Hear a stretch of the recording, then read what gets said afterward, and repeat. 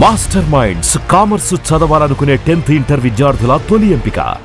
కానీ నాన్నగారు కూడా చాలా హెల్దీగా ఉన్నారు కదా లాస్ట్ దాకా. First innings, second innings, third innings అని చెప్పొచ్చు ఆయన యాక్టింగ్ కెరీర్ కూడా చెప్పాలంటే. చాలా పెద్ద కెరీర్, చాలా పెద్ద కెరీర్. 1200, 1300 సినిమాలు చేసి ఉంటారు. 55 years కెరీర్. 3 generations తో వర్క్ చేశారు. అవును. పెద్ద ఎన్టీఆర్, బాలకృష్ణ, జూనియర్ ఎన్టీఆర్, ఏఎన్ఆర్, నాగార్జున, ఇలా సినిమాలు. అదే చెప్తున్నాను.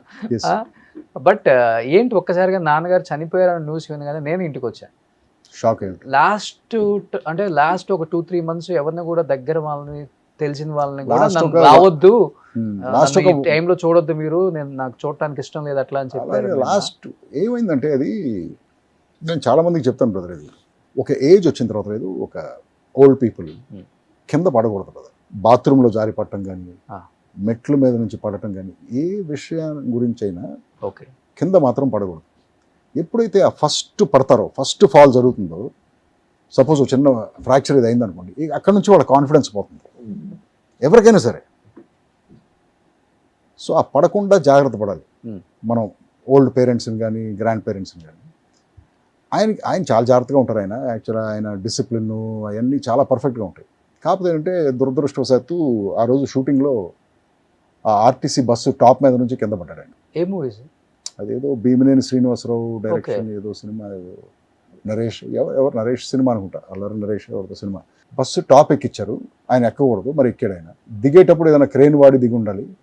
ఆ వెనకాల ల్యాడర్ ఉంటుంది కదా బస్సుకి, అది పట్టుకుని దిగుతానని చెప్పేసి అక్కడ నుంచి కాలు స్లిప్ అయ్యి టప్పని పడిపోయాడు. సో పడటం వల్ల ఏమైంది, పెద్ద ఫాల్ కదా అది, మామూలు స్లిప్ అయి పట్టడం కాదు ఇది, ఆ హైట్ నుంచి పట్టడం. పైగా ఆయన సైజుకి ఇంకెక్కువ దెబ్బ తగ్గుతుంది. బట్ లక్కీగా ఆయనకు చిన్న హెయిర్ లైన్ ఫ్రాక్చర్ అయింది హిప్లో. ఓకే. ఎప్పుడైతే ఆ హెయిర్ లైన్ ఫ్రాక్చర్ అయిందో, కదులుతుంటే చిన్న పెయిన్ వస్తుందో, ఇక ఆ కాన్ఫిడెన్స్ పోయింది మెంటల్గా. ఓహో నేను కదలలేను అనేది వచ్చేసింది. సో 3 months హాస్పిటల్ బెడ్ మీద ఉన్నాడు ఆయన. ఇది వాళ్ళు చెప్పారు 3 months అపోలోలో 3 months అలాగే ఉండాలి, కదలకూడదు, లేకపోతే ఫ్రాక్చర్ హీల్ అవుతుంది. నేనంటాను స్టార్ట్ మూవింగ్, బేసిక్ మూవ్మెంట్ అన్న చేయి, తర్వాత అంతా రెస్ట్ తీసుకో అంటే, లేదు నేను డాక్టర్ కదలద్దు అన్నాడు. ఎప్పుడైతే మనం లైఫ్లో కదలటం మానేస్తామో ఆటోమేటిక్గా మన మెటబాలిజం డౌన్ అయిపోతుంది కదా. సో దాంతోపాటు ఆర్గన్స్ అన్నీ కూడా డిస్ఫంక్షన్ వచ్చేస్తుంది ఆర్గన్స్. సో ఆ 3 months ఏమైంది, ఆయన 3 years దాకా తీసుకెళ్ళారు ఆయన. ఇక ఎందుకో కదలటం మానేశాడు ఆయన, కుర్చీలోంచి లగవటం మానేశాడు. అసలు కింద వాకింగ్ కూడా లేదు, ఏమీ చేయట్లేదు. అప్పటికి నేను ఒక స్టేషనరీ బైక్ తీసుకొచ్చి పెట్టి, ఫస్ట్ అట్లీస్ట్ ఖాళీగా కూర్చోకుండా కూర్చున్న సేపన సైకిల్ తొక్కండి. సో అది కూడా ఎందుకో ఇంట్రెస్ట్ పోయింది దానికి. సో లాస్ట్ 3 years ఇక అలా స్టేషనరీగా ఉండిపోయేసరికి ఎండ్ దగ్గరికి వచ్చేసింది అన్నమాట. లేకపోతే ఇంకొక 10 years ఈజీగా ఆయన 10 years ఈజీగా బతికేవాడు, ఈజీగా ఉన్నారు ఆయన. సో హార్ట్ స్ట్రోక్ వచ్చేసింది మూమెంట్ సడన్ గా బ్రదర్. హార్ట్ స్ట్రోకే మరి, అది కూర్చున్న ఆయన అలా టప్పని వెనకబడిపోయి, అది హార్ట్ అటాకే కదా. 72 ఉంటే అంతే కదా. 79 ఆయన పోయిన.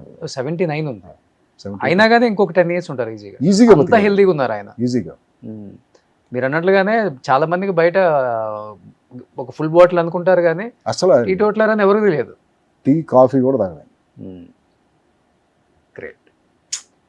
ఒక్క పొడి కూడా వేసుకోలేదు.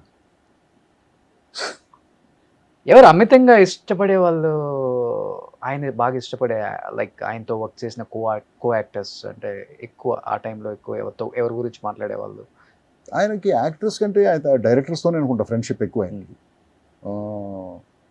స్టార్టింగ్లో ఎవరున్నారో నాకు తెలీదు, బట్ నాకు తెలిసినప్పటి నుంచి ఈవీవి గారు బాగా క్లోజ్ ఆయనకి. రోజు కలిసే ఉండేవాళ్ళు, ప్రతిదానికి ఫారెన్ ట్రిప్స్ వెళ్ళినా కలిసి వెళ్ళేవాళ్ళు. ఈవీవి గారు బాగా క్లోజ్. ఈవీవి గారు పోవడంతో అక్కడ కొంత డిప్రెస్ అయ్యాడు ఆయన. సో ఆ తర్వాత నుంచి ఈవీవి గారితో ఉన్నంత క్లోజ్గా అవుతారు. తర్వాత కొంత ఆయన ఎక్కువగా క్లోజ్గా చూసింది బోయపాటి శ్రీనుతో. ఓకే. కొంత ఒక చిన్న ట్రావెల్, ఒక 5-6 years ట్రావెల్. బోయపాటి సీన్ అంటే బాగా ఇష్టం ఆయనకి. సో బోయపాటి సీనుతో ట్రావెల్ ఉంది. బాలయ్య బాబు సినిమాలు అన్నిట్లలో ఉన్నారు కదా, ఉండేవాడు. But for some reason Boyapati scene అంటే చాలా ఇష్టం సార్ ఆయనకి. ఓకే. నాకు అనిపించేది. దాని తర్వాత అంతే, it was the end. But real లైఫ్లో ఆయన్ని మీరు ఎంత ఫాలో అయ్యారో మాకు తెలియదు కానీ, బట్ రియల్ లైఫ్లో ఆయన దగ్గర నుంచి మీరు నేర్చుకున్నది బెస్ట్ క్వాలిటీస్ అంటే ఏమని చెప్తారు? డిసిప్లిన్. ఆయనకున్నంత డిసిప్లిన్ నాకు తెలిసి నాకు ఎవ్వరూ లేరు సార్. 8:30 కంటే 8:30కి పడుకుంటారు, 5:30 కంటే 5:30కి లేరు సార్. షూటింగ్ 7 o'clock అంటే 6:30, 6:15కి స్పాట్లో ఉంటుంది. ఆయన లేట్గా వచ్చిన చరిత్ర లేదు అసలు. చాలా విషయాలు ఆయన ఎవడన్నా రెమ్యూనరేషన్ ఇవ్వలేదంటే పర్లేదులే నెక్స్ట్ సినిమాలు ఇవ్వని చెప్పి వదిలేసేవాడు. ఈ was not hard about money also. Okay. Sir నేను ఇంతే ఇవ్వగలను, పర్లేదమ్మా నీకు అది కూడా ఇవ్వలేకపోతే నేను వచ్చి చేసి పెడతాను, ఈ టైప్ ఆఫ్ యాటిట్యూడ్ ఆయన. సో ఎవరిని నొప్పించటం కానీ బాధ పెట్టడం కానీ అసలు ఆయనకి ఇష్టం ఉండదు. బట్ ఆయన మైండ్లో ఎప్పుడు ఉండదా, వైఫ్ లేరు, పిల్లలకి నేనే ప్రపంచం, బాగా సంపాదించాలి, మంచి అసెట్స్ తీసి పెట్టాలి, 2 ఆడపిల్లలు ఉన్నారు, గ్రాండ్గా పెళ్లి చేయాలి. ఆ రోజుల్లో ఉన్న ఆర్టిస్టులకి ఎవరికీ అది లేదు బ్రదర్. డబ్బులు అనేది తర్వాత 90s, లేట్ 90s, 2000s తర్వాతే స్టార్ట్ అయింది. మనీ మనీ మనీ మనీ అనేది ఇండస్ట్రీలో. అంతకుముందు డబ్బులు పెద్ద మెడ్రాస్లో ఉన్నప్పుడు పెద్ద ఆలోచించేవాళ్ళకి మా జనం డబ్బులకి. జస్ట్ క్యాజువల్గా వచ్చేవాళ్ళు సినిమాలు. అప్పుడు ఏముండేది, ఒక ఆర్టిస్ట్ ఉన్నారంటే ఒక 20 కంపెనీలు కన్ఫర్మ్డ్గా వేషం ఉండేది. ఇప్పుడు ఆ కన్ఫర్మేషన్ ఉందా? నెక్స్ట్ సినిమాకి లేదు. సో ప్రొడ్యూసర్స్ కూడా అలాగే ఉండేవాళ్ళు. వీళ్ళందరూ మన కంపెనీ ఆర్టిస్టులు, వీళ్ళందరికీ వేషాలు ఉండవు. People use to take care of each other. There was a lovely bonding with in the industry. అందుకే కదా ఇన్ని సినిమాలు చేయగలిగారు మా వాళ్ళందరూ, మా ఫాదర్ లాంటి ఆర్టిస్టులు అందరూ. ఇప్పుడు అది లేదు కదా. అది ఒక్కొక్కళ్ళు 1000 పైన చేశారు. చాలామంది ఆర్టిస్టులు, ఆ రోజుల్లో వచ్చిన ఆర్టిస్టులు చాలా 600, 700, 900, 1000 సినిమాలు చేశారు. సుమన్ టీవీలో మీ పర్సనల్ అండ్ బిజినెస్ ప్రమోషన్స్ కోసం కింది నెంబర్కి కాంటాక్ట్ చేయండి.